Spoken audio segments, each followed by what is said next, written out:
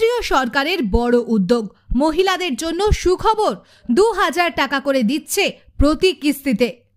রাজ্য সরকারের পরিচালিত লক্ষ্মীর ভান্ডার প্রকল্প মহিলাদের মধ্যে বিশেষ জনপ্রিয়তা অর্জন করেছে। মহিলারা নিয়মিত এখন সরকারের পক্ষ থেকে এই প্রকল্পের সুবিধা পাচ্ছে। এই মহিলাদের কথা মাথায় রেখেই এবার কেন্দ্রীয় সরকার নিয়েছে বড় উদ্যোগ। মহিলারা এখন থেকে 2000 টাকা করে প্রত্যেক কিস্তিতে কেন্দ্র সরকারের কাছ থেকে পাবে। লক্ষ্মীর ভান্ডার প্রকল্পের মাধ্যমে 1000 টাকা ও 500 টাকা করে মহিলারা রাজ্য সরকারের পক্ষ থেকে পাচ্ছে।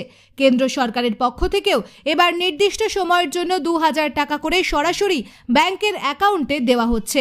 বিভিন্ন ক্ষেত্রে রাজ্য ও কেন্দ্র উভয় সরকার মহিলাদের স্বনির্ভর করতে এবং আত্মনির্ভর করে তুলতে বিভিন্ন সময় বিভিন্ন পদক্ষেপ নিয়েছে। 2000 টাকা করে সরাসরি অ্যাকাউন্টে দেওয়ার এই উদ্যোগ তারই আরও একটি অঙ্গ। তবে শুধুমাত্র আমাদের রাজ্য নয়, সারা দেশ জুড়ে এই প্রকল্পটি চালু করেছে কেন্দ্রীয় সরকার। কোন কোন মহিলারা এই প্রকল্পের সুবিধা পাবেন, কি কি ডকুমেন্টস জমা করতে হবে, কোথায় কিভাবে আবেদন করতে হবে, এই নিয়ে সমস্ত তথ্য জানানো হলো।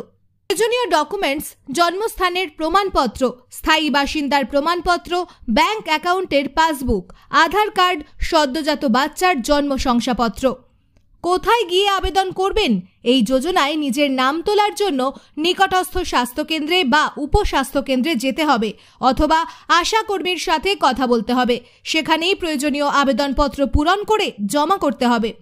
কোন কোন মহিলারা যোগ্য এই মাতৃবন্দনা যোজনার?